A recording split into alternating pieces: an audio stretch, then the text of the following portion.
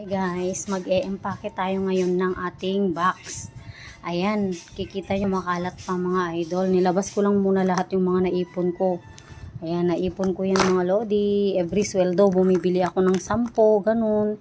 Every sweldo, 5. Ganun, konti-konti lang mga lodi kasi mahirap magpa-box. Mahal magpa-box mga lodi.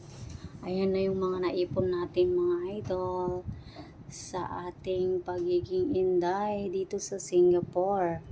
Ayan, proud po ako maging isang OFW kasi natutulungan ko po yung aking pamilya sa konting paraan lang po ng aking makakaya.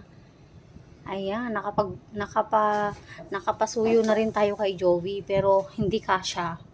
Kaya bumili ako ng isang maliit na box para maiparating po ito sa aking pamilya. Ayan. Huwag kang yung mag-alala, baka sabihin yung konti lang yung napadala ko. Ayan pa, may kasunod pa yan. Ayan, ganyan ko kayo kamahal. Sana all may Santa Claus. Ayan, para sa amin yan.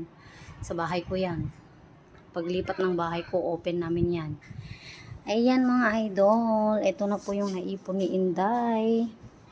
Sa kanyang sweldo, ayan, iba't ibang chocolate yan. Di pa ako nakabili ng ng Toblerone. Sana magkasya. Bibili ako bukas ng Toblerone.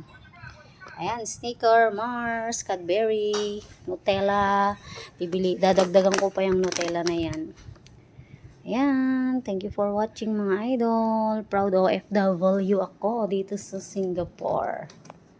Thank you for watching.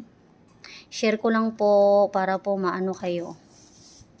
Ma-encourage din po kayo mag-ipon.